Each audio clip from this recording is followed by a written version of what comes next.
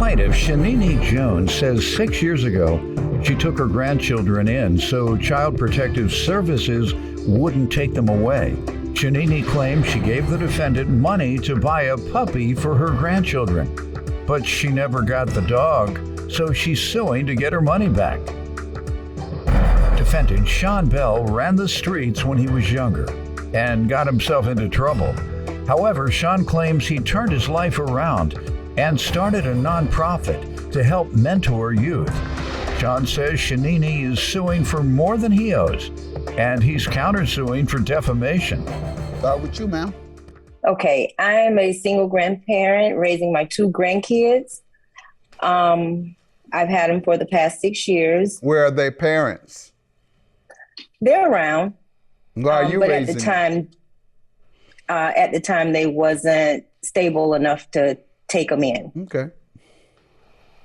The mother asked me if I would take them because she didn't want CPS to come and take them. Good. So she asked me if I would get them, and I took them, and I've had them since.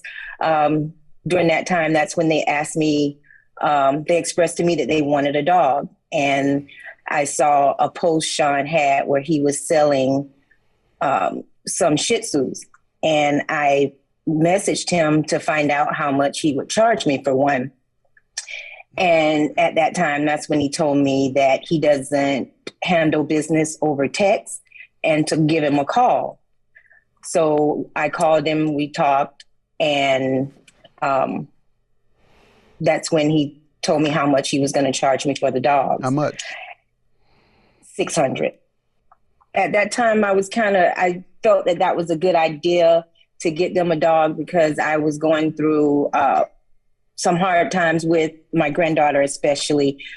She was acting out. I feel that it had a lot to do with her transitioning from her mother to my home. Mm-hmm. And she was like I think she was being bullied in school.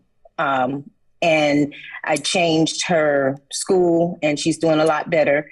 And I also signed them up for football and cheer. And that's where I met Sean at the park where they cheer at. He's like a vendor out there where he sells stuff. Good. And that's where I met him at. Plaintiff Shanini Jones is suing the defendant because she gave him money for a puppy, but she never got the dog. All right, you give me some background, then we'll get into the transaction here. Sir? Well, I was raised by a single mother, and I wanted to do things my way. So, eventually I ended up running the streets and getting into trouble, and had to go do a little time because I wanted to hustle. What city? Do, what my mom told me to do. What city? And I'm from Tampa, Florida. So you hanging out in West Tampa? Yeah, I done been to West Tampa. You a little trouble or big trouble? You short fry or you a big fella? Were you part of the Traficantes? I was a big fella when I did my thing. Were you part of the Traficantes crew? No, we ain't doing none of that, dude. He wasn't in on that one. Yeah. I wasn't in on that. Go ahead. Tampa's a mobster town, allegedly. Oh, wow. Yeah, that's Ebo City. I've lived there many years, so I know about Tampa. Go ahead. All my relatives are there. Aunt Mitty, hi. When I got out, I went and got my barber license and my CDLs, and I opened up a barber shop. I always like to work for myself. Good. And during the pandemic, all of that stopped for me. So I ended up riding bicycles and posting it on Facebook. And eventually I ended up starting a group, a nonprofit called Get Kids on Bikes, where, I like to repair bikes, I customize bikes, and I give them away to the kids. Right now we I think we at 61. I'm trying to give away 100 for the year. Good. And like I said, basically just mentoring to the kids. That's one of the things I was doing up there to the park as I was mentoring to the kids. How long ago did you come home? I actually came home in 97. Okay, and when did you start working for yourself? 97. Where did you learn your barber skill? While I was incarcerated. There you go. All right, and so all the other brothers who are locked down, you're a good example for them, like many others are. Chefs make good money when they come out, barbers, Don't take but a couple years to get you a good crew of clients if you're good. So you come out and you got immediate employment if you use your time wisely while you're in. Use your time wisely in, you'll be all right when you come out. All right, Yes, so sir. congratulations, proud of you. Thanks for your help in the community. Because the fact is, kids will listen to you quicker than they will professional folks. People. Well, I have a good following, because it's like with them kids, it's like you can't tell them nothing if you ain't been there. That's what I was saying. That's exactly what I was saying. Yeah, they'll listen to you before the professionals, because professionals can't identify with their struggle, haven't been where they've been. Some of these professionals treat them like they're just lost, and they're not. Very young folks are very astute in impoverished communities. They know why they're impoverished. That's what people want to know. Why they're so angry? You'd be angry too if you didn't have any opportunity, any money. So these kids know what's happening. They know society has failed them and left them behind. So they go with the folks who they know love them. And that's the folks who live their reality. So thank you, and tell those kids to keep it going. And tell me about your dog business. Well, basically with the dogs, I used to breed pit bulls and all of that there. So eventually, when I was just trying to change things up, I just went on here. My daughter, she's into Yorkies and Shih Tzu. So that's really what started that off. Yeah. And we just, like I said, I try to make the dogs pay for themselves. So, I get them and, I breed them. Basically, the money goes right back into taking care of them. Okay. And I've been doing that, like I said, all my life. It just went to a smaller dog. And you stopped fighting them. All right. And so stop gambling and fighting them. Yeah. Let me hear from you about this transaction specifically. Well, back in 2019, I inquired about the dog originally, and I gave him a $200 deposit. At that time, I had to move out of my apartment, and I didn't find another apartment in time enough to get, to actually take in the dog. So I called him and I was like, well, Sean, I got to move, and I'm moving in with my niece, so I can't take a dog. Can you keep him until I move? And he said yes. So unfortunately, I ended up staying with my niece for Why didn't you just 6 wait? months. Why didn't you just wait before purchasing it? Well, I didn't expect to not find somewhere to live before I had the money to move. down. Okay. I'm sorry? Before putting the money down? Right. I had expected to find somewhere, but I had somewhere and then I wasn't approved for it. So that kind of put a halt on it. And my niece was like, well, Auntie, you can come and stay with me. And I ended up staying with her like 6 months. And then when I moved, I called Sean and I told him, I say, hey, I moved. I'm ready for the dog. That's when he told me he decided to keep the dog. So I was like, well, okay, when will you have another litter? So he told me it would be Christmas. So I say, well, how much more do I need to give you? He said $400. Plaintiff Shanini Jones is suing the defendant because she gave him money for a puppy, but she never got the dog. Go ahead. I gave him the $400, and a couple weeks before Christmas, I asked him, I sent him text asking, can I see pictures of the dog? He never sent me pictures of the dog. And I asked him, could we come and see the dog? And he said he wasn't at home. And it was just always an excuse. And then I asked him when I called him a couple days before Christmas, a couple weeks maybe before Christmas, just to see, to coordinate with him when I could pick the dog up, because I wanted to give it to my grandkids for Christmas. So I called him and he told me something about the dogs came in contact with another dog at the vet that had some type of disease. And he had to settle with he had some kind of, I guess, settlement with the vet as far as the dogs go. He said he didn't want to give us a dog, one of those dogs. So I can get one from the next litter. And I was like, okay. So we waited until he got the next litter. He said he had breeded the dog, one of his dogs, with a friend of his dog. So it was around February or something. He said that they'll be ready in a couple weeks. So I called him in February, still no dog. And you're not going to get no puppies in a couple of weeks from breed. That's not correct either. I'm only repeating what you told me. You told me something about February. I'm saying, you're not going to breed a dog and get some puppies in a couple of weeks. It takes 2 months. It takes 2 months for them to be ready. Is that what you believe that it would only take 2 weeks, ma'am? No. I didn't say 2 weeks. Maybe I shouldn't say couple. Okay. He did tell me 8 weeks. Okay. He did tell me that. Big difference. Go ahead. It is. I do apologize. And then on around spring break time, he said that I guess the dogs were ready about that time. He said the person he breeded his dog with, they were on vacation. So he said they should be back that Sunday. So I said, okay, but then I didn't call him back right away. I waited like a week before I called him back.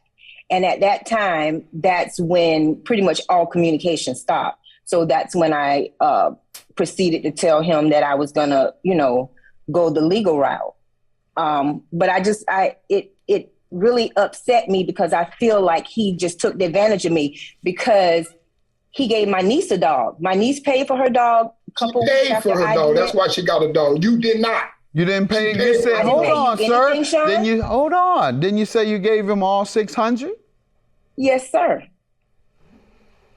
All right, let me hear. That's not correct. Well, let me hear. You tell me what happened. Okay, sir. For number one, we're talking about 2 different dogs. She gave me a deposit, I want to say in 2019 for a Yorkie. She became homeless. So like I said, I didn't want to keep the dog, but I can't sell the dog. The dog got a deposit on it. I couldn't sell the dog. So I ended up, the dog got too old. Ain't nobody want an older dog because of her. She never paid. She left a $200 deposit and I heard nothing from her. I'm calling her up. I'm seeing her at the park. She walking by me like she don't even see me, knowing she got a dog over there that she need to pay the remaining balance on. And she telling you the dog was $600. She wanted a female Shih Tzu. That was $1,000. She left, and then she turned around and gave me another deposit for the second transaction. She trying to combine 2 different dogs into one dog. That's why we got the problem now. I done gave her a little $200 back, but she talking about I owe her $600. She done took the first transaction. She done took the money from that transaction, trying to make it over to the second transaction and get all her money back. I told her before, she lost her deposit when she never came and picked the dog up. And I ended up having to keep the dog my deposit, Sean. Because ain't nobody want no older dog. The dog's still with me to this day. You never told me. So she is giving you a total combined. Yeah, she done added everything up. On any of her paperwork, she never said it was 2 separate dogs. It's 2 separate dogs. She gave me a deposit for a boy dog the first time, and the second time it was a female dog. Female dogs, I sell them for $1,000. I wanted a boy her friend dog. who she talking about, she paid $800 up front, and she got her dog. Because she paid for it. She left a deposit. And she didn't pay the remaining, but she owed money now if she wanted to get the dog. But she kept calling, harassing me. And just like she said, 2 weeks, I'm telling her right now. I can't make no dog come up just like that. When I bred my dog to another dog, if the puppy would have came through, she would have got her dog. She was just very impatient. She calling me every day. She leaving nasty messages and all that. Then she telling people I owe her this and I owe her that. How? All you did was leave a deposit. You didn't pay for the dog. Did she give you $400? She gave me $200 for the first dog and $200 for the second dog. But like I told her, that $200 for the first dog, I spent that feeding the dog. Hold on. You say you gave him $600? Yes, Your Honor. If you see on page 5 of my evidence, it says, don't worry, I'll give you back $400. That was the $400 I gave him. Plaintiff Shanini Jones is suing the defendant because she gave him money for a puppy, but she never got the dog. Show me anything that says 2 or 2 more or 6 or something indicating it's more than what he admitted. He said 4, and that's all you've shown me so far is 4. What else do you want me to see? On page 15, I told him that I wanted all my money back, not just I want the whole $600, not just the $400. And that's where the problem came in at. I don't owe her no $600. When she started talking like that, all communication stopped because I knew she was crazy. It wasn't nothing else for me to say to her when she talking about $600.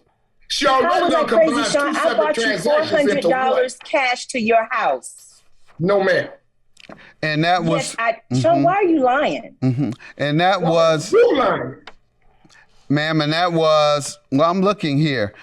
These are, one communication is March and the other communication is September. Yeah. Thank you, sir. Right. Why That was so March of long? this Two year. separate dogs. Two separate dogs. She's trying to combine it into one transaction. I never knew you even had Yorkie. But the question is the big lie of whether the money was $600 in cash ever, total, cumulative, or not. And I see you asking for $600 in September, but I see him telling you he would give you back your $400.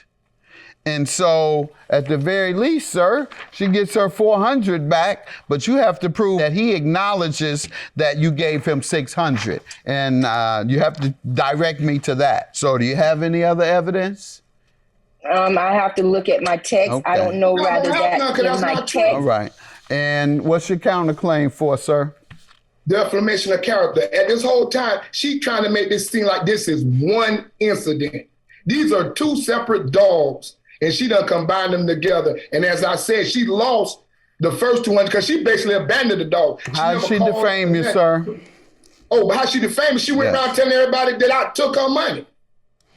You have. And she was telling people up there to the park where we vend that. Everybody coming to me talking about something. She said you owe her for a dog. She never finished paying for the dog. Ma'am, You told me $600 because when I asked him. She never finished paying for the dog. I asked him about the dog back in October. Be quiet, sir. Be quiet, sir. Ma'am, why did you share this information with other people at the park? It was his so-called relatives thinking maybe they'll put a fire up under him and tell him that it's not right and to give me my dog back or give me my money, and it didn't work. Okay, how did it get back to you, sir? Who told you about it? Several people told me at the park when I was vending. Some of them was like, I don't want to deal with you no more because of that. Talking about Nene said, you owe her money. You need to pay her money. Deal with click. Come to me, you need to just pay her money. And then when I tried, and then like I tell them, she even came to me and I told her, well, I spoke with a lawyer and the lawyer told me not to discuss this case with nobody. She even came in the concession stand where I was working at, threw everything on the floor, telling me something, we need to talk. I'm like, no. Ma'am, did you do that? That just go ahead and hold on. No, I didn't throw nothing on the floor. I walked in and I asked him, do you want to solve this between us? And he said, my lawyer told me not to talk to you. But Your Honor, what I would like to say is when I went to him the second time, I asked him, how much more do I need to give you for the dog? Those were my exact words. He said, can I finish talking? I asked, how much more do I need to give you? Exact words. He said $400. And that's what I gave him, $400. He never told me those were nothing else to say to you. All right.